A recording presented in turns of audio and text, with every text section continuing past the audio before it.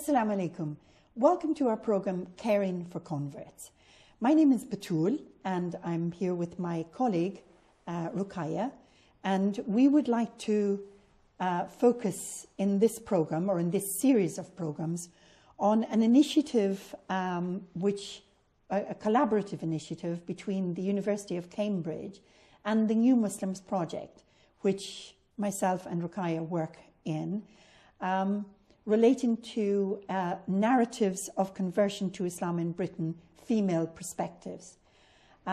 This project took place over about a year, where around 45 to 50 female converts to Islam were brought together in Cambridge through the collaborative efforts of ourselves and the University of Cambridge, and to talk and discuss about a number of aspects of Islam and their experiences and how they dealt with some of the challenges they faced in relation to those particular aspects of Islam. Now, the aspects that we covered are quite broad, and they cover, the non-Muslims' perceptions of Islam, how the family responded to them becoming Muslims, appearing as Muslims, dress, how we perceive dress in Islam, how we express dress in Islam, how we identify ourselves as Muslims, perhaps in society. We also looked at marriage, sexuality, domestic violence, children of converts, gender becoming a part of the wider Muslim community, identity, media, and so on and so forth. And we hope to take you through various different aspects of this research in the programs that we're going to present over the next few days. Welcome, Ruqayya. I think, first of all, we decided that we'd look at participants, and we had about 49 participants, wasn't it, Ruqayya? I think it was about 47 in total. Some of them would attend for 2 or 3 days over the 3 weekends that the symposia took place, and others would just come for a day or so. But in total, we did have around just under 50, yeah. Yeah. And I mean, those participants, they were over a very wide age range as well, and experience, a range of experiences in terms of how long they were Muslim, what their experiences were so far of being Muslim. Some of them were married, some of them were not married. In fact, some of them were very new to Islam, and some of them had a great deal of experience in terms of their transition into Islam, their married life, their family life, and so on and so forth. In fact, some of them were grandmothers. Yes. But all of them were educated women. No, I don't. Yeah, they were all educated to a certain extent. The degree of their education obviously varied. Some were highly educated, and some had received secondary school education. So I don't think we can say they were all highly educated, although a lot of them were. Yeah. But it was interesting. It was an interesting mix of people in terms of education. And I think for many of them who had accepted Islam, many of them felt that their education actually began at that stage. And many of them understood that Islam expected of them to become more educated and to seek education in as far as they possibly could. Yeah, I suppose you can sort of differentiate between the formal education that they received and their journey into Islam and the beginning of a new form of education, which perhaps more holistic, more broad, and encompassing sort of a lot more dimensions to their lives. Yeah, yeah. And of course, all of them came, well, some of them came from different faith backgrounds as well. Some of them came from very Catholic backgrounds where their knowledge of God and their experience of God was to some extent there before they met with Islam or before they experienced Islam. Just to a certain extent, but some of them would have been based on humanistic principles, which relate in some ways to basic sort of Judaic Christian principles that are very prevalent in this country. We also had a number of participants who were from Sikh and Hindu backgrounds, and there were a number who were formerly Jewish. So I think we did get quite a diversity of people, and there was also, was there one or two Buddhists? Buddhists? Yes, we did have one or two. And I think that was, you know, we succeeded very well in terms of religious perspective backgrounds, where people had come from a variety of different faiths. I think it was, we also had people of different cultural backgrounds. We had a couple of women from African Caribbean cultures. We had about 4 or 5 in total. Yes, yeah. And we had a couple of, we had some women from other countries in Europe. We had a couple of German ladies. We had a lady from Switzerland. We had a couple from America. So in that sense, we had quite a good participation. It was good to have the women from the African Caribbean background, I think, because we often find that those women don't have a voice generally in the Muslim community. Yeah, I think they're the largely invisible converts in terms of the coverage that they get within the media, within the heritage Muslim communities. And it was very good that their voices were able to be heard. Yeah. They had some valuable comments to make. And in terms of moving things forward for the future, they had a lot of contributions that were deserving of a sort of further investigation and looking at how policies and procedures and programs could be put forward that would support those sections of the indeed, very valid contribution there. I think the other group of people that often are absorbed into the heritage Muslim community without necessarily understanding their needs are the converts from the Sikh and Hindu background, which are mainly of Asian origin. And sometimes we overlook that, almost accepting that because they are of Asian origin, they will be absorbed into the South Asian community, and that community will take care of their needs, which is often not the case. And a lot of them do experience incredible dislocation from their families, ostracization from their families, and a lack of understanding of the community into which they sort of try to attach themselves in terms of the difficulties that they go through in the process of change. Yeah, I think again with the converts from South Asian heritage, they're again invisible, but for different reasons. They're invisible because they are so similar to the majority of the South Asian heritage Muslim community in their physical appearance. And so it's not so immediately obvious to people that when they first meet them that these could be people with a different set of needs and different set of circumstances. They do appear to particularly struggle with presenting their Islam to their families and their families' responses when they do. I've met so many who have not been able to take that step of even revealing to their families that they've made their conversion. And then they face all sorts of problems with their families trying to marry them off to people of their former faith, and not being able to practice openly, which must kind of create so much confusion and so much of a dichotomy within themselves as to how they present themselves to society and how they can form their own identity of who they are. It's almost as if some of them have to kind of be two people, one person in one set of circumstances and another when they're with the religious community of their choosing. And I think also, you know, that there's a historical background of confrontation and unrest there between the Sikh, Hindu and Muslim communities here in the UK. And that sort of has also been brought into the mix for them, and it creates even more concern and sometimes danger for them.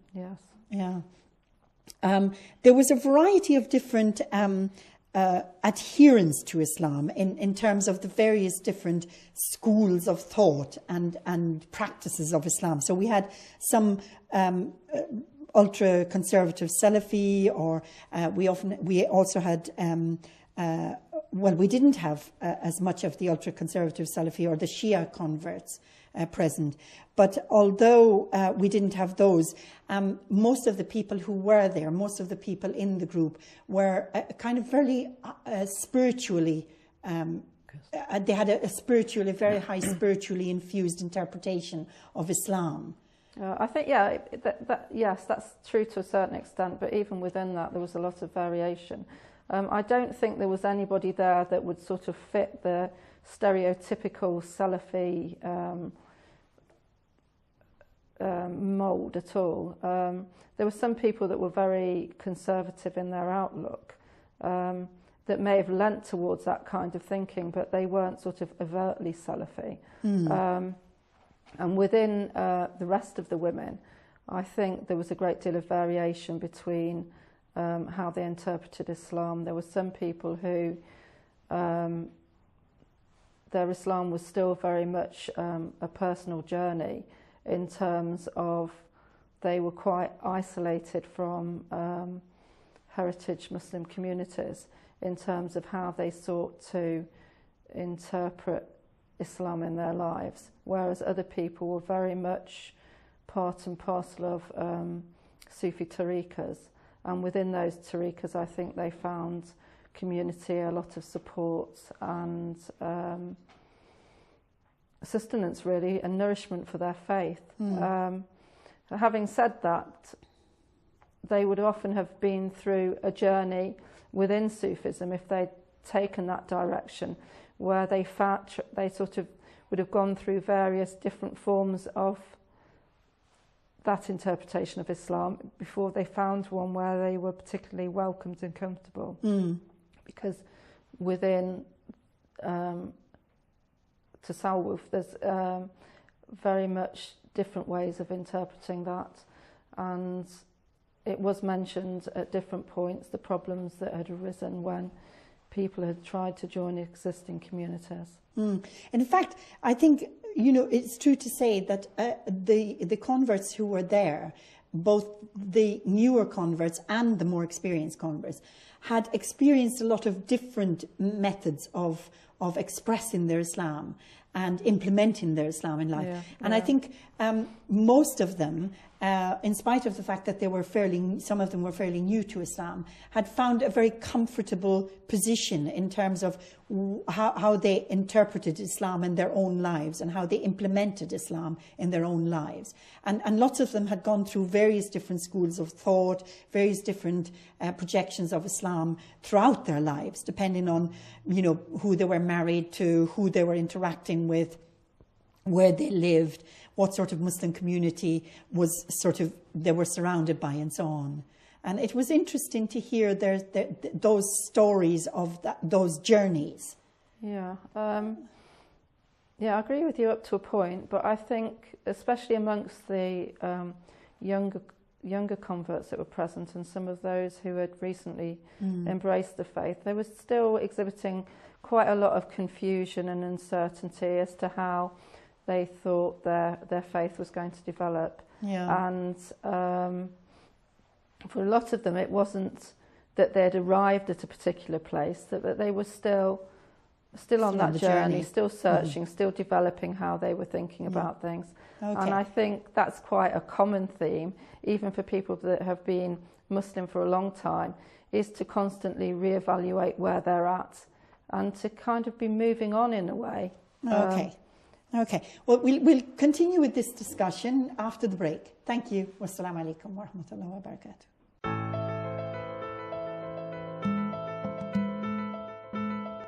Assalamu alaikum. Welcome back to Caring for Converts. We are discussing a project undertaken by the New Muslims Project, Caring for Converts, and Cambridge University, relating to the narratives of female converts to Islam. And before the break, we were just discussing the participants who took place, of which there were about 47 to 50, and the various different trajectories that they presented in terms of their transition to Islam and so on. And we were just discussing the fact that conversion was an ongoing and continuing process for many of them, and that various members of the group had interacted with a variety of different expressions of Islam before they arrived at a stage where they felt comfortable with their particular expression of Islam and implementation, and how it sat comfortably in their hearts. Ruqayya was just mentioning that actually some of the converts, the younger ones, came across as not being quite so confident about where they were. What did you feel about that, Ruqayya? I think a lot depends on who people are fortunate or unfortunate enough to come into contact with through the early stages of their conversion, how much support and help that they get. And I think one of the underlying themes of this report and of the discussions with the group of converts was the fact that they don't feel supported enough during the early stages of their conversion. That initially there's a great deal of euphoria surrounding their conversion. People make a great deal of fuss over them while they're taking their shahadas. And once that's happened, the experience obviously varies from individual to individual. It's difficult to make generalisations. But I think one of the themes that does come through is that they require more support in the early stages. They need, when they're trying to find a place where they fit in, where they feel comfortable. And I think these are really important issues in terms of how somebody becomes a Muslim and how they're able to interact with the heritage communities and find a place where they're accepted for themselves, as themselves, and from the culture that they come from. I think it certainly came across that in trying to navigate their way through the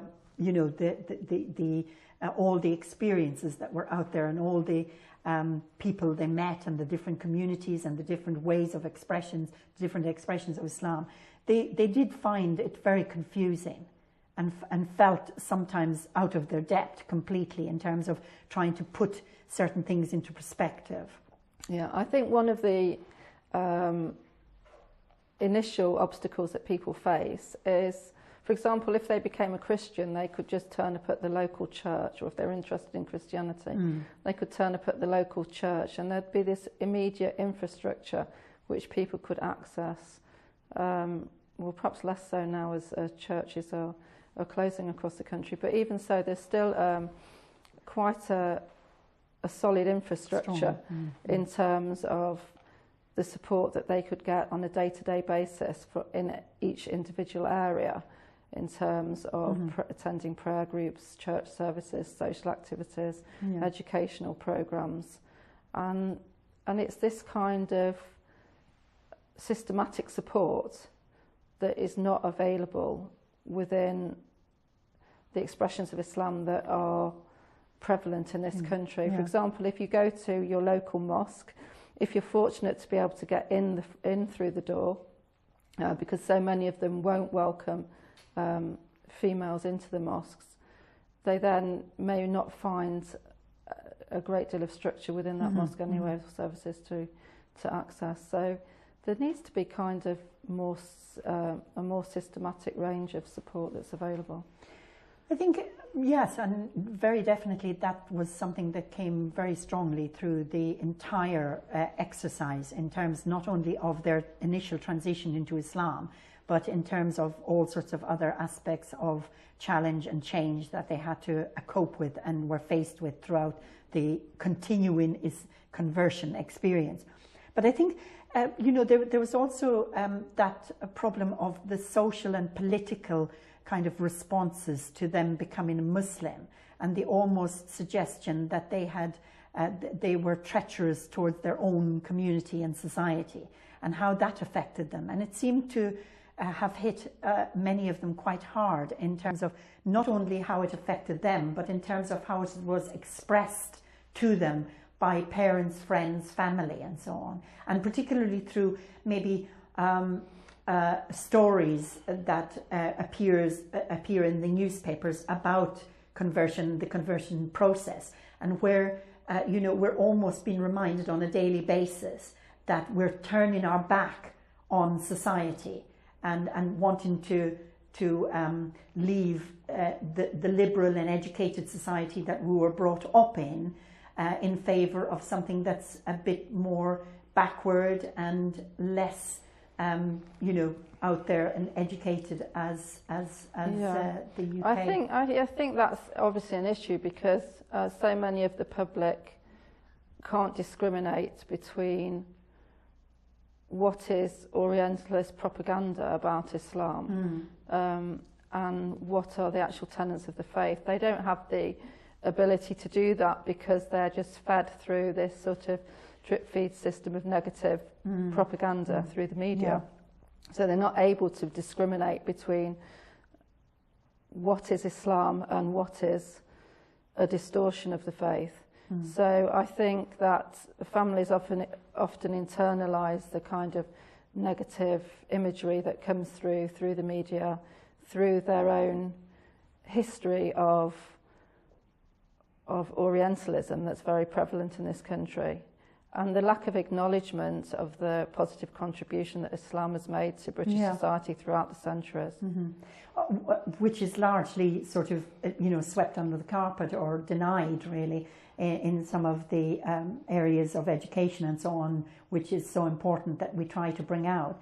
But it was interesting when the participants were talking about their own narratives and their own stories. And one particular participant acknowledged that she had about 6 different versions of her conversion story narrative, and she kind of adjusted it depending on who she was talking to, whether it was people who were not terribly knowledgeable about Islam or people who were very knowledgeable about Islam. And so she pitched her story in relation to her narrative to the audience, depending on what kind of an audience that was. And I thought that was interesting because I think we all do that in one way or another. And because we're frequently asked to relate our narrative, our story, to the point where we become exhausted and we become jaded from the actual from that exercise. And I think all of them felt very much similar in that particular area. Yeah, I think everybody could relate to that, but that's only natural anyway, that any conversation is geared to the audience, to the people that you're talking to, and it has to kind of be adjusted to meet the interests and the needs of who you're speaking to and their own level of understanding. Yeah, I think the exercise was a very cathartic one for everybody there, and I certainly felt that and as we go through the programs, we'll address some of the different issues that that we spoke about. But I think that most people felt that it was the first experience they had, or the first time they were given almost the right to discuss openly the experiences, the transition that they made, the experiences that they had beyond that transition, and almost the acceptance, the rejection, the illusions, the disillusions, the pain, and the ecstasy of what it was to be a convert to Islam. And it was really quite painful at times, and at the same time quite cathartic. I agree, yes. But I was very impressed with the honesty of the participants and the way that they opened up and they revealed very often deep insights into how they felt about being a Muslim, the experiences that they had had, how they related to their families, the issues that had come up through employment, relationships, and a whole host of